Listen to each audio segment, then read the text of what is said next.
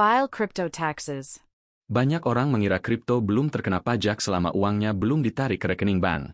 Selama aset masih berada di aplikasi atau wallet, semuanya terasa aman. Belum ada uang yang masuk ke rekening. Belum ada keuntungan yang benar-benar dirasakan. Namun, pemahaman seperti ini bisa menjadi kesalahan pertama yang paling mahal. Di Amerika Serikat, Internal Revenue Service atau IRS memperlakukan aset kripto sebagai properti, bukan mata uang. Artinya, yang menjadi perhatian bukan hanya kapan Anda menarik uang ke rekening bank, tetapi apa yang terjadi dengan aset tersebut selama Anda memilikinya. Ketika kripto dijual atau ditukar dengan aset lain, transaksi tersebut dapat menghasilkan keuntungan modal atau kerugian. Sementara aktivitas tertentu seperti menerima reward dari mining atau staking dapat memiliki perlakuan pajak yang berbeda. Jadi, jangan gunakan rekening bank sebagai patokan utama untuk menentukan apakah sebuah transaksi kripto perlu diperhatikan untuk tujuan pajak. Patokan yang lebih penting adalah jenis transaksi dan bagaimana aset tersebut diperoleh serta digunakan. Ini juga yang membuat pelaporan pajak kripto sering menjadi masalah. Bukan karena semua orang tidak mau membayar pajak, tetapi karena banyak orang tidak menyadari bahwa mereka harus menyimpan catatan transaksi sejak awal. Satu transaksi mungkin terlihat kecil. Tetapi ketika transaksi tersebut terjadi puluhan atau bahkan ratusan kali dalam satu tahun, tanpa catatan yang jelas, menghitung keuntungan dan kerugian dapat menjadi sangat sulit. Karena itu, dalam video ini kita tidak hanya akan membahas apa yang disebut sebagai peristiwa kena pajak. Kita akan membahas prosesnya secara bertahap, transaksi apa yang perlu diperhatikan, bagaimana menghitung keuntungan atau kerugian, bagaimana menentukan basis biaya, formulir apa yang digunakan, dan bagaimana perubahan pelaporan kripto pada 2026 membuat pencatatan menjadi semakin penting. Dan bagi Anda yang memiliki Pi Network, pembahasan ini juga akan menjadi relevan. Bukan karena semua Pi otomatis terkena pajak, tetapi karena Anda perlu memahami kapan sebuah aset mulai memiliki konsekuensi pajak, bagaimana menentukan nilainya, dan catatan apa yang harus Anda miliki ketika aset tersebut akhirnya ditransaksikan. Jadi, sebelum kita masuk ke cara mengisi dan melaporkan pajak kripto langkah demi langkah, kita harus terlebih dahulu meluruskan satu kesalahpahaman yang menjadi sumber banyak kesalahan. Pajak kripto tidak ditentukan hanya oleh apakah uangnya sudah masuk ke rekening bank atau belum. Sekarang, mari kita mulai dari hal paling dasar. Transaksi kripto apa saja yang sebenarnya dapat memicu kewajiban pajak?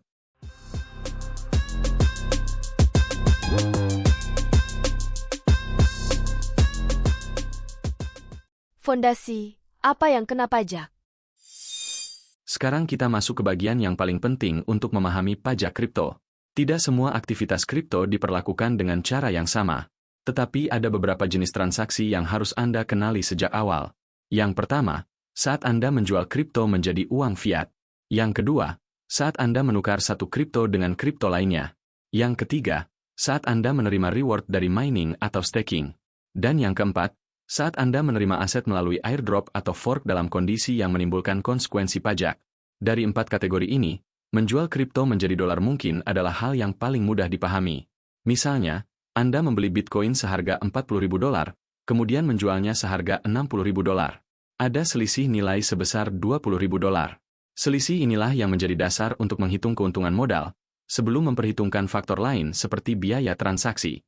Tetapi masalah yang sering terlewat justru terjadi ketika Anda tidak pernah mengubah kripto menjadi dolar. Misalnya, Anda menukar Bitcoin dengan Ethereum. Bagi sebagian orang, transaksi tersebut terlihat seperti hanya mengganti satu aset dengan aset lainnya.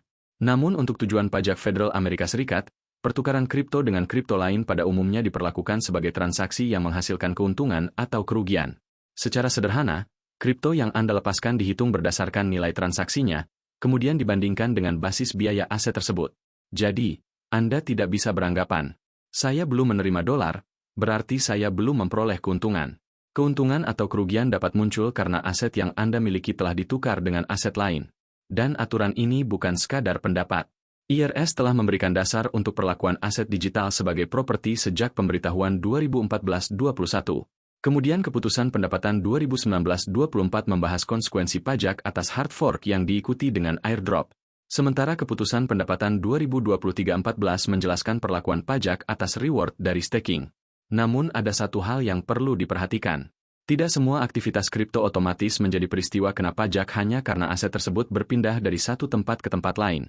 Memindahkan kripto dari satu wallet yang Anda miliki ke wallet lain milik Anda sendiri berbeda dengan menjual atau menukarnya dengan aset lain. Karena itu, memahami jenis transaksinya jauh lebih penting daripada sekadar melihat apakah saldo kripto Anda berubah.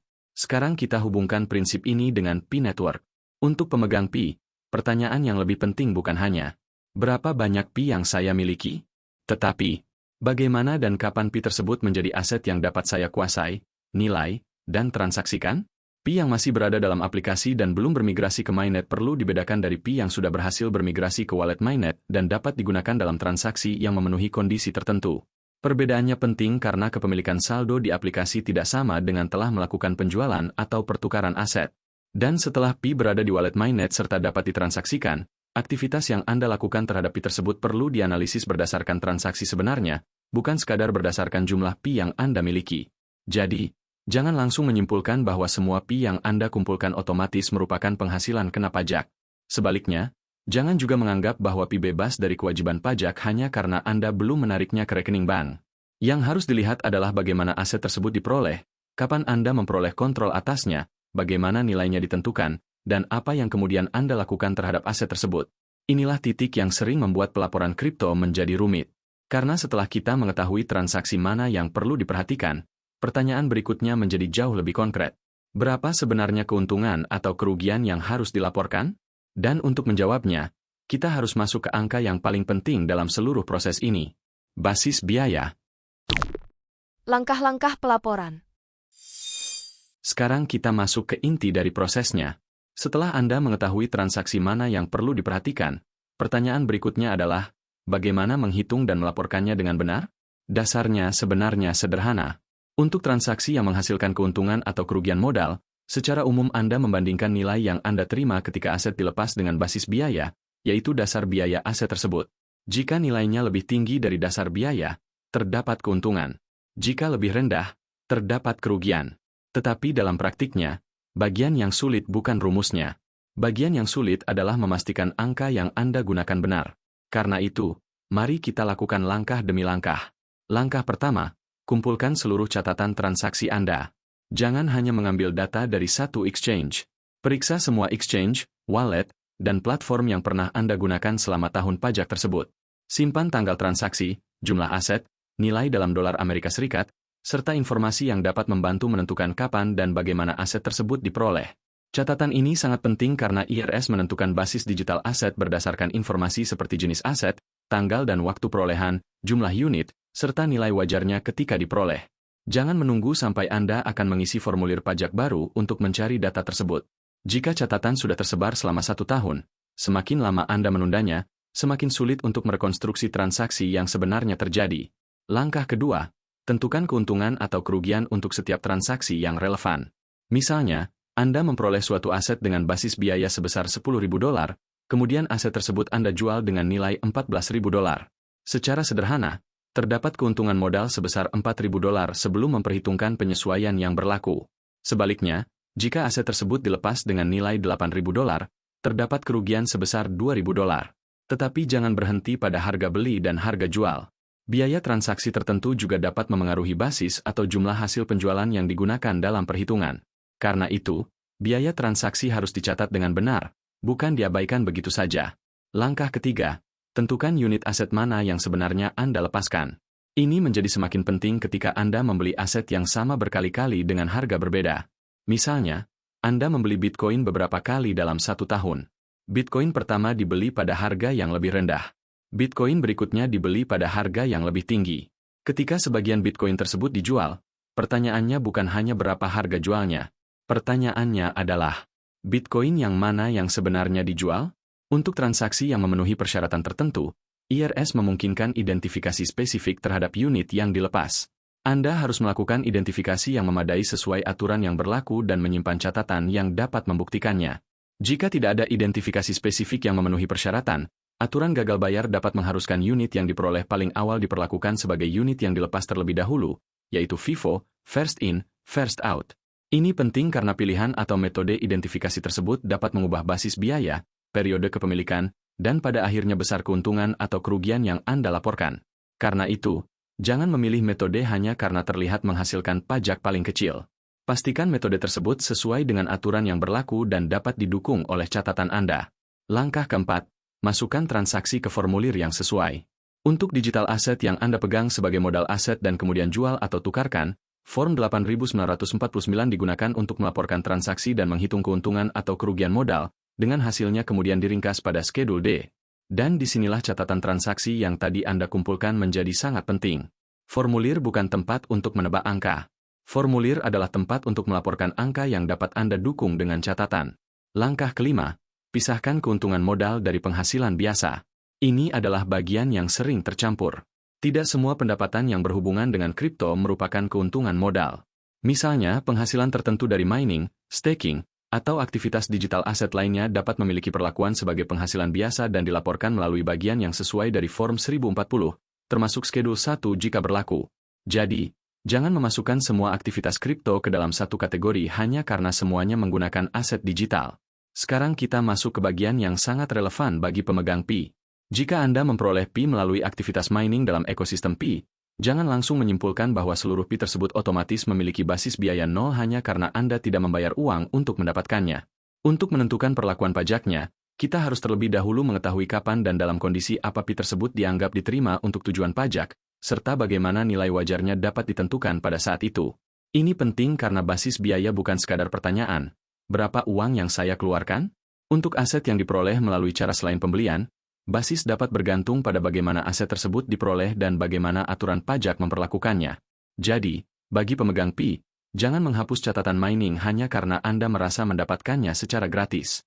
Justru catatan tersebut dapat menjadi bagian penting untuk menentukan bagaimana transaksi Pi harus dianalisis ketika nanti aset tersebut dijual atau ditukar. Dan setelah semua langkah ini dipahami, kita sampai pada pertanyaan yang jauh lebih menarik. Apakah ada cara yang legal untuk mengelola keuntungan dan kerugian agar beban pajak dapat lebih efisien? Disinilah kita masuk ke strategi yang sering terlewat, tetapi harus digunakan dengan sangat hati-hati. Pemanfaatan kerugian pajak. Basis biaya dan strategi yang dilewatkan.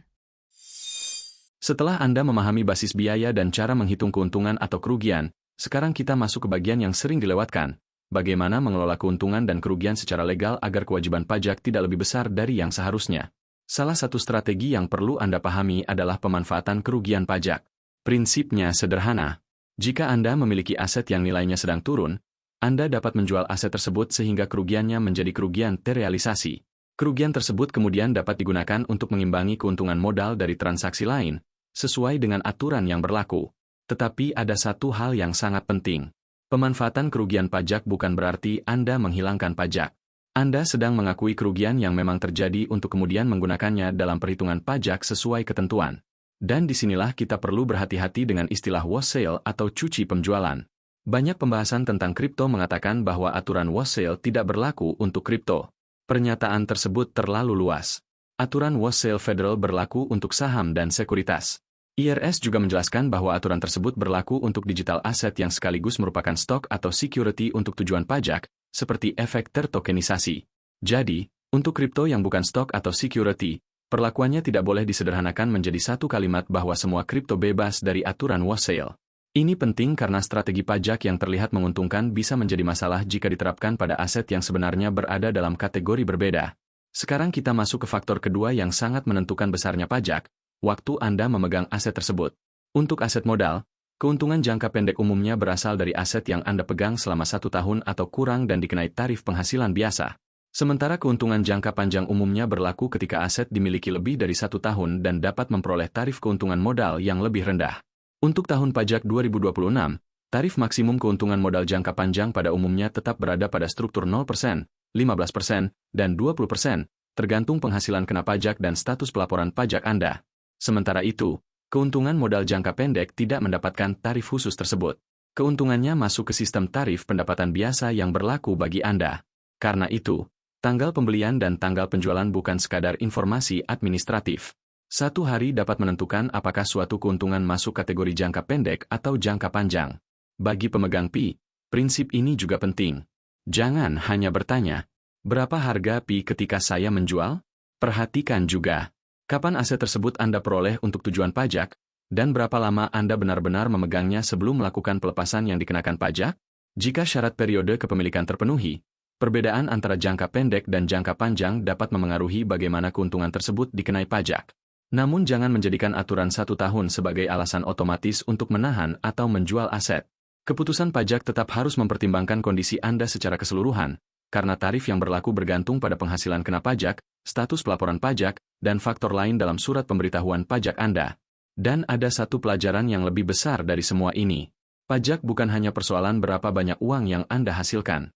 Pajak juga merupakan persoalan bagaimana, kapan, dan dengan catatan apa transaksi tersebut terjadi. Itulah sebabnya pencatatan sejak transaksi pertama jauh lebih penting daripada mencoba memperbaiki semuanya ketika musim pelaporan sudah tiba. Dan sekarang kita sampai pada perubahan yang membuat semua pembahasan ini menjadi semakin penting. Karena mulai dari transaksi digital aset tertentu yang dilakukan setelah tahun 2025, sistem pelaporan broker Amerika Serikat memasuki tahap baru dengan Form 1099-DA. Dan ketika pihak lain mulai melaporkan transaksi Anda, kesalahan kecil dalam catatan pribadi Anda bisa menjadi jauh lebih mudah terlihat. Mengapa ini mengubah segalanya? Sekarang kita sampai pada bagian terakhir, dan mungkin yang paling penting untuk dipahami jika Anda masih menganggap pencatatan transaksi kripto sebagai sesuatu yang bisa ditunda. Sistem pelaporan kripto di Amerika Serikat sudah memasuki tahap baru. Untuk transaksi digital aset yang dilakukan melalui broker mulai 1 Januari 2025, broker tertentu diwajibkan melaporkan hasil kotor menggunakan Form 1099-DA. Untuk transaksi tahun 2025, informasi tersebut mulai diterima oleh wajib pajak pada awal 2026. Untuk transaksi setelah 2025, aturan pelaporan terus berlanjut, dengan kewajiban basis pelaporan yang berlaku untuk digital aset tertentu. Tetapi ada satu hal yang sangat penting. Form 1099-DA bukan berarti IRS otomatis mengetahui seluruh keuntungan Anda. Formulir tersebut terutama melaporkan informasi transaksi dari broker, termasuk hasil, dan dalam kondisi tertentu, dasar biaya. Untuk transaksi tertentu pada tahun 2025, sebagian besar Form 1099-DA tidak mencantumkan basis. Artinya, Anda tetap harus menghitung basis sendiri untuk menentukan berapa keuntungan atau kerugian yang sebenarnya harus dilaporkan. Dan disinilah catatan pribadi Anda menjadi sangat penting. Bayangkan Anda menerima Form 1099-DA yang menunjukkan bahwa Anda menjual aset dengan nilai $20.000. Angka $20.000 tersebut bukan otomatis berarti keuntungan Anda adalah $20.000. Anda masih harus mengetahui berapa basis biaya aset tersebut. Jika basis Anda $15.000, secara sederhana terdapat keuntungan sebesar $5.000, bukan $20.000. Sebaliknya, jika basis Anda $25.000, transaksi tersebut dapat menghasilkan kerugian. Jadi, Form 1099-DA bukan pengganti catatan Anda. Justru ketika laporan dari broker mulai tersedia, catatan Anda menjadi semakin penting untuk memastikan bahwa angka yang dilaporkan dapat dijelaskan dan didukung. Dan ada satu kesalahpahaman lain yang harus kita hilangkan. Anda tetap memiliki kewajiban untuk melaporkan pendapatan, keuntungan, dan kerugian dari transaksi digital aset yang memang wajib dilaporkan, meskipun Anda tidak menerima Form 1099-DA. Artinya, tidak menerima formulir bukan berarti tidak ada kewajiban pajak. Dan menerima formulir juga bukan berarti Anda cukup menyalin semua angkanya tanpa melakukan pemeriksaan. Anda harus mencocokkan informasi dari broker dengan catatan Anda sendiri. Tanggal transaksi, jumlah aset, nilai transaksi, basis biaya, dan bagaimana aset tersebut sebenarnya diperoleh. Karena kesalahan yang terlihat kecil pada satu transaksi dapat menjadi masalah ketika transaksi tersebut menjadi bagian dari ratusan transaksi lainnya. Dan perubahan ini bukan hanya terjadi di Amerika Serikat. Di Uni Eropa, DAC8 mulai berlaku pada 1 Januari 2026 untuk memperluas transparansi pajak atas transaksi kripto. Penyedia layanan kripto yang termasuk dalam cakupan aturan tersebut mulai mengumpulkan data transaksi yang dapat dilaporkan, dengan pertukaran informasi antar otoritas pajak untuk periode pelaporan pertama 2026 dijadwalkan pada 2027. Jadi, ada pola yang semakin jelas. Industri kripto berkembang, regulasinya berkembang, dan sistem pelaporannya juga berkembang. Ruang untuk mengandalkan anggapan bahwa tidak ada yang akan tahu semakin kecil. Tetapi ada satu hal yang jauh lebih penting daripada sekadar takut dilaporkan. Anda harus mampu menjelaskan angka Anda sendiri. Jika suatu hari ada perbedaan antara data broker dan catatan Anda tidak ingin berada dalam posisi di mana satu-satunya jawaban Anda adalah, "Saya tidak tahu." Anda ingin memiliki catatan yang menunjukkan dari mana angka tersebut berasal. Kapan aset diperoleh? Berapa dasar biayanya? Kapan aset dijual atau ditukar? Berapa nilainya saat transaksi? Dan bagaimana keuntungan atau kerugian tersebut dihitung. Itulah mengapa pelaporan kripto teks yang benar sebenarnya dimulai jauh sebelum Anda membuka formulir pajak. Ia dimulai dari pencatatan transaksi pertama. Dan bagi pemegang PI, prinsipnya sama. Jangan menunggu sampai PI dijual baru mencari tahu bagaimana cara menghitungnya. Simpan informasi tentang bagaimana Pi diperoleh, kapan Anda memperoleh kontrol atasnya, transaksi apa yang kemudian dilakukan, dan bukti yang dapat membantu menentukan nilai serta dasar biaya ketika diperlukan. Karena ketika sebuah aset mulai memiliki nilai ekonomi, catatan masa lalunya juga mulai memiliki nilai. Pada akhirnya, pajak kripto bukan tentang siapa yang paling cepat menarik uang ke rekening bank. Bukan juga tentang siapa yang paling sedikit membayar pajak. Intinya adalah memahami kapan kewajiban muncul, bagaimana transaksi tersebut diperlakukan, dan bagaimana Anda dapat membuktikan angka yang Anda laporkan. Karena sistem pajak tidak meminta Anda untuk menebak. Sistem meminta Anda untuk melaporkan. Dan ketika data dari exchange, wallet, dan broker semakin terhubung dengan sistem pelaporan, satu hal menjadi semakin jelas. Yang paling berisiko bukan orang yang memiliki kripto paling banyak. Yang paling berisiko adalah orang yang memiliki transaksi, tetapi tidak memiliki catatan untuk menjelaskan transaksi tersebut. Jadi, jika Anda ingin mengambil satu pelajaran dari seluruh pembahasan ini, ingat kalimat berikut. Jangan menunggu pajak datang untuk mulai memahami transaksi Anda. Pahami transaksinya terlebih dahulu, simpan buktinya, hitung dengan benar, lalu laporkan sesuai aturan yang berlaku. Itulah cara yang jauh lebih aman untuk menghadapi crypto tax, bukan dengan menghindarinya, tetapi dengan memahami apa yang sebenarnya Anda laporkan.